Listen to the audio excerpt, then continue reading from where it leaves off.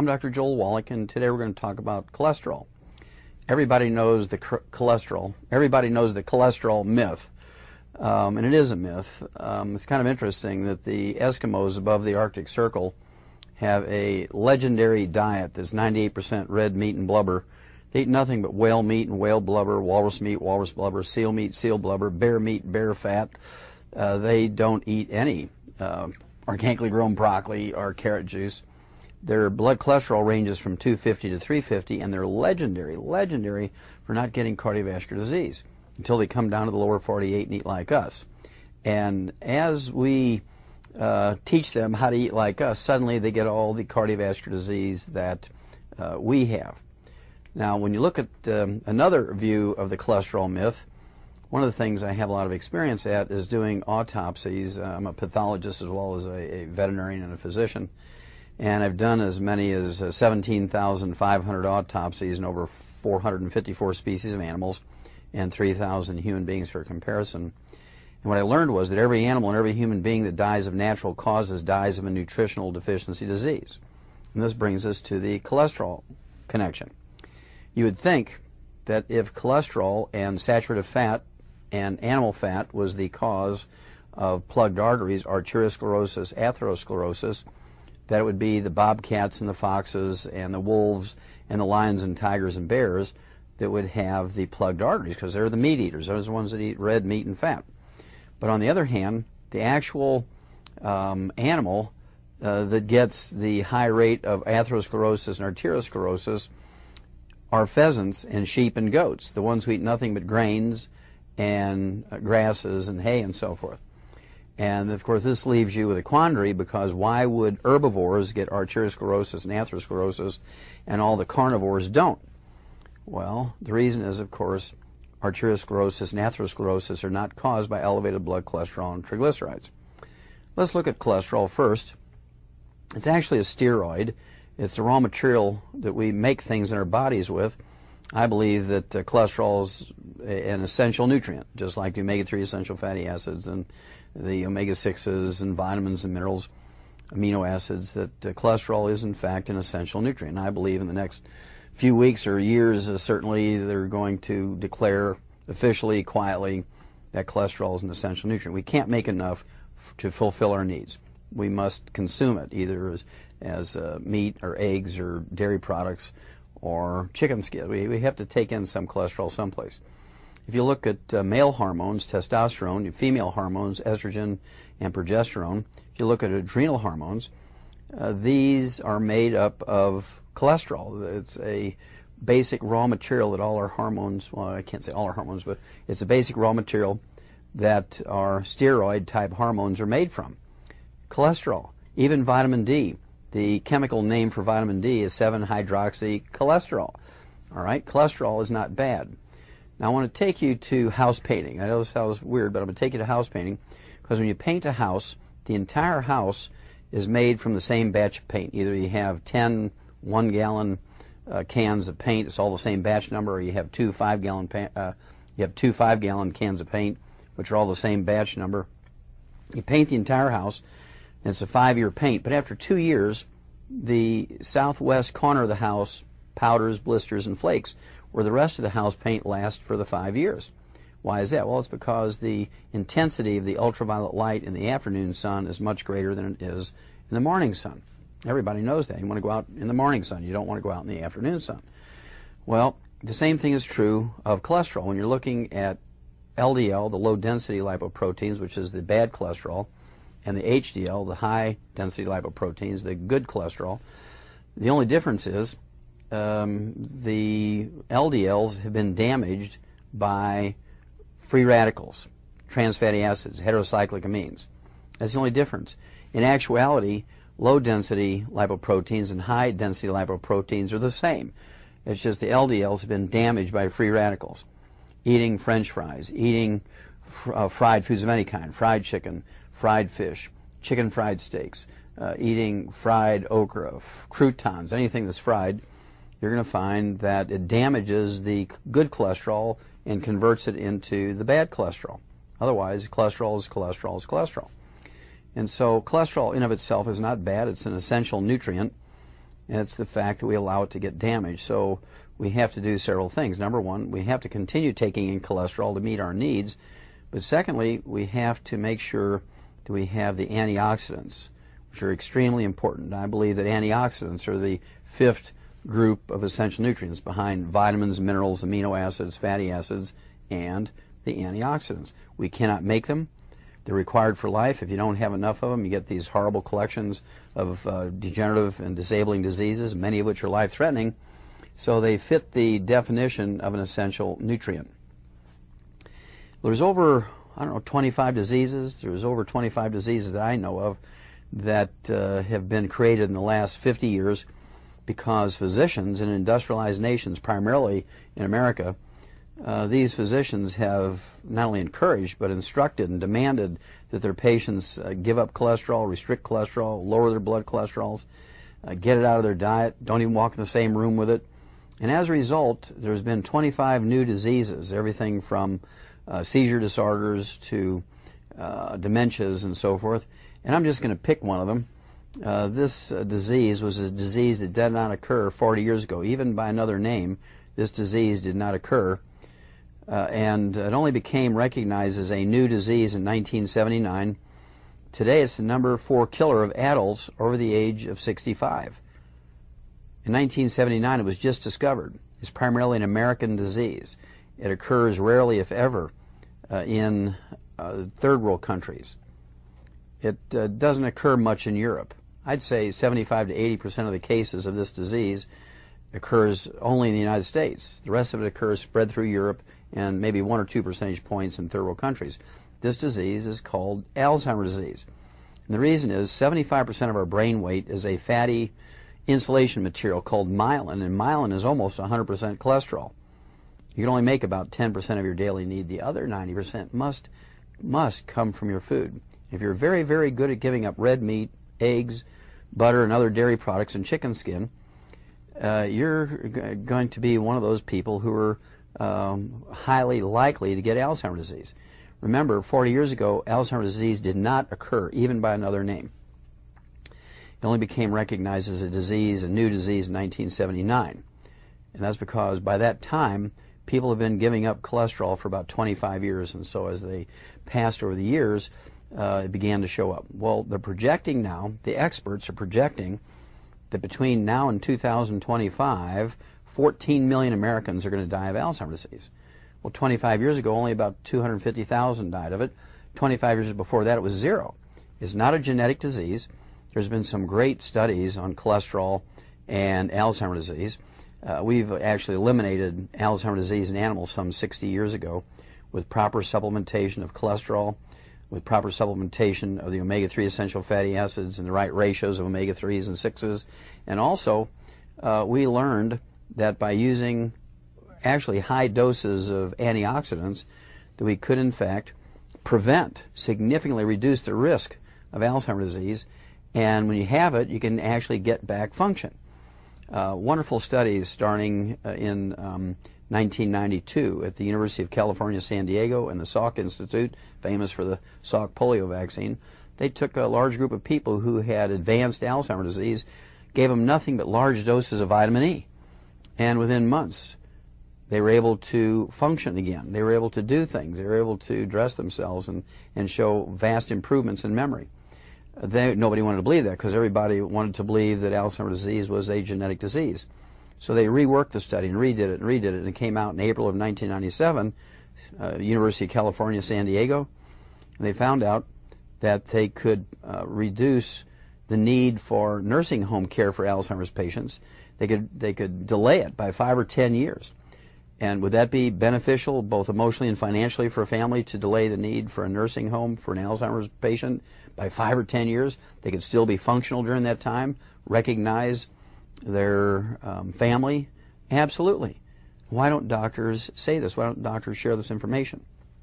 Even more recently, in January of 2004, the Johns Hopkins University School of Medicine and their Department of Public Health did a long-term study on almost 5,000 people, both men and women, over the age of 65 in Cache County, Utah, And what they found out was if they supplemented with nothing but vitamin C and vitamin E, it reduced the risk of Alzheimer's disease by as much as 78%, almost 80% reduction in the risk. That they weren't even telling them to eat eggs. They were not telling them to avoid fried foods. They were not telling them to avoid margarines and other foods that produce free radicals. And so if you eliminate fried foods, margarines, cooking oils, if you eliminate eating meats cooked well done and getting rid of all the, or at least significantly reducing all of the free radicals out of your life, and then supplementing with the essential fatty acids, supplementing with the antioxidants, and yes, actually eating, I like my patients to eat 2 to 4 to 6, depending on their body weight, 2, 4, 6, 8, 10 eggs a day. Personally, I like to eat about 6 eggs a day. And remember that cholesterol is an essential nutrient. And if you get on an extremely low cholesterol diet, or if you're very, very good and you're able to get on a cholesterol-free diet, you're going to wind up with one or more of these 25 cholesterol and fat deficiency diseases. Okay, and we're talking about Alzheimer's. To me, Alzheimer's is the worst of them, and it's totally avoidable. It's not genetic. We eliminated it in animals many years ago, and I believe we can eliminate Alzheimer's disease in America and other industrialized nations in just 6 months to a year.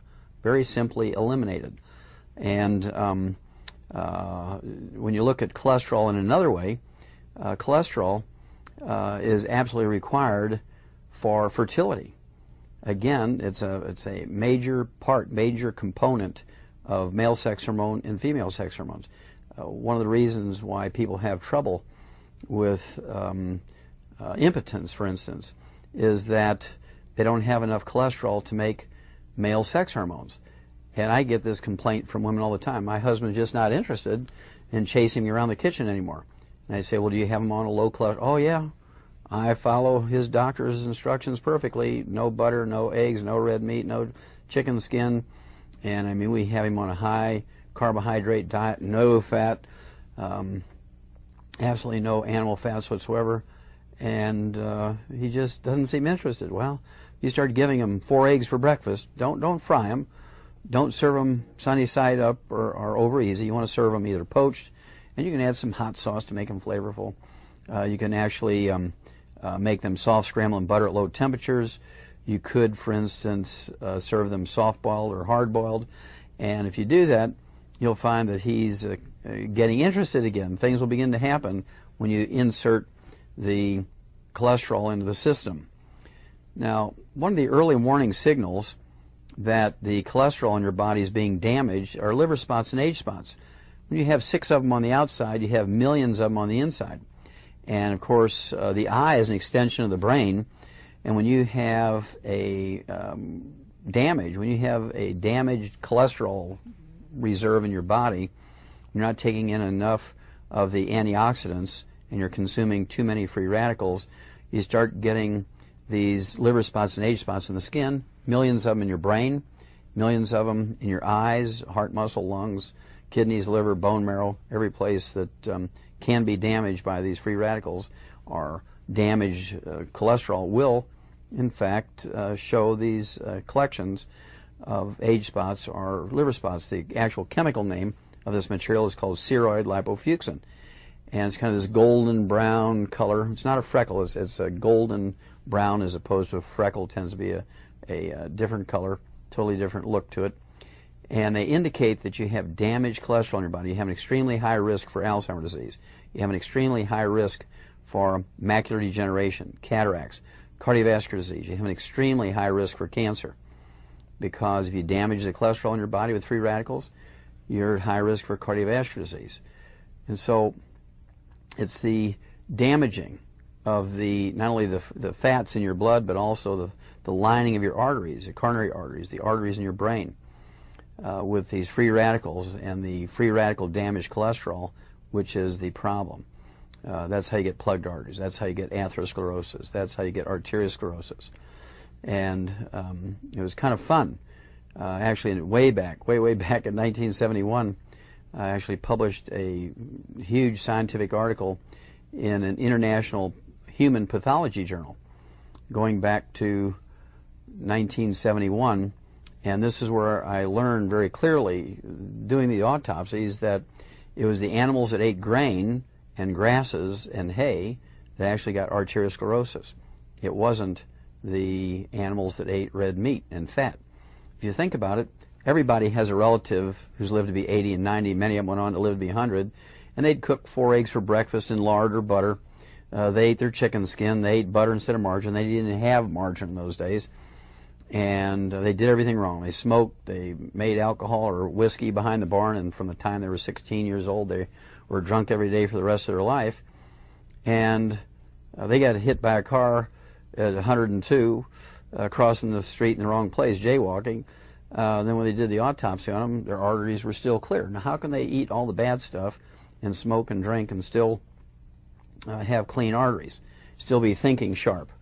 Well, that's because they had this cholesterol. They were taking in antioxidants. They were eating lots of fresh vegetables out of the garden.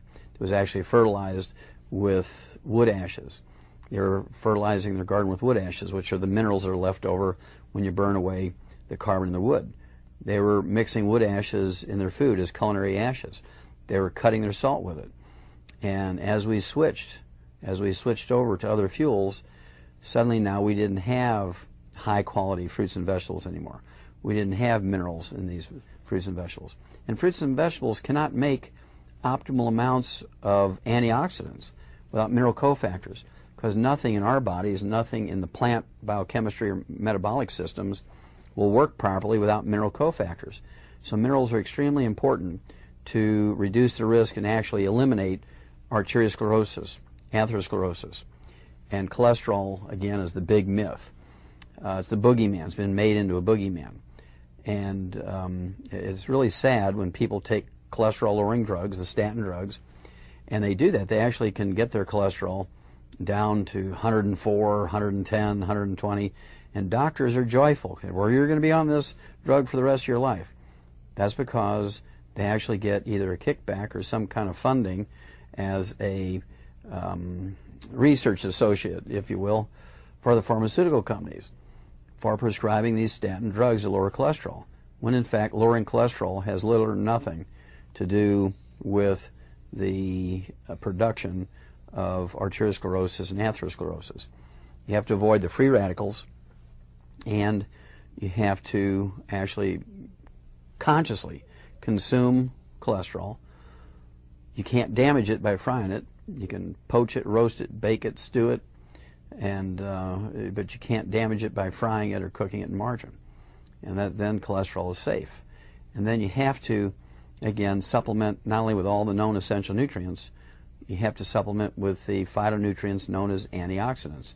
And when you do that, when you supplement with the antioxidants, that actually protects the cholesterol, so you have a higher grouping of good cholesterol. You want to have 3 times as much HDL as you do LDL. That's the correct ratio. And you do this by taking in lots of antioxidants, lots of green leafy vegetables, lots of tomatoes, lots of red things, yellow things. And that's why we need the carotenoids, flavonoids, bioflavonoids. You want things like rutins out of the citrus fruits. And then, of course, in green tea, we have some wonderful antioxidants known as catechins, or EGCGs. And this is one of the reasons why the Japanese, they are heavy meat eaters, they are heavy fryers. The Japanese actually will smoke, and they're heavy drinkers. And yet they have 85% less cardiovascular disease than we do, 85% less cancer than we do. And so this myth of cholesterol is just that. Cholesterol is a myth, and the whole society in industrialized nations, number one is America, of course, and if lowering cholesterol was the answer to health and longevity, then we should be number one, because we spend more time and money getting our cholesterol down than any other nation on earth, yet we rank 26th in longevity. There's 25 other countries whose peoples live longer than we do. The people in the third world countries don't get Alzheimer's disease. They don't get arteriosclerosis and atherosclerosis. And do you think that they give up animal fat? Do you think they avoid eating eggs? Do you think they don't eat butter? They eat all that stuff. And it's very, very important. But they also drink a lot of green tea. They also eat a lot of vegetables that come from gardens that are fertilized with wood ashes. And so these are very simple things that we can do to eliminate the unnecessary cost of this huge segment of our industry, this medical profession that we have. We can actually reduce it, I think, by 75 to 80%. And that's a big picture, because we're talking about 1.8 trillion, that's with a T, $1.8 trillion for the medical system in America. We rank 26, so we know we're not getting our money's worth. We still have a growing rate of cardiovascular disease, especially arteriosclerosis and atherosclerosis. And the medical system's view of dealing with it is to lower cholesterol, put in stents into coronary arteries and carotid arteries, which are just little springs that they put in the artery to kind of keep it open from collapsing. And we have to remember, when you deal with a plugged artery simply by putting a little spring in a 2 or 3 millimeter blockage, you're not dealing with a systemic problem. You're still going to get Alzheimer's disease. You're still going to get arteriosclerosis in the arteries that feed the kidneys. You're still going to get arteriosclerosis in the arteries that feed the brain. You're going to get all kinds of other dementias. You're going to get things like senile dementia. Senile dementia, of course, is just plugging of the arteries, whereas Alzheimer's disease is a disease of the myelin, or the fatty insulation material, which is almost 100% cholesterol. So you have two different dementias, and a lot of doctors will misinform you and say, well, we had Alzheimer's disease 100 years ago. No, we didn't. It was senile dementia, which was the plugged arteries.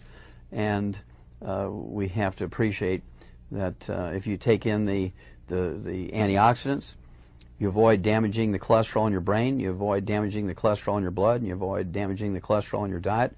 Take in those antioxidants, no frying, you will have a great life. You'll be 110 years old and still able to learn how to fly.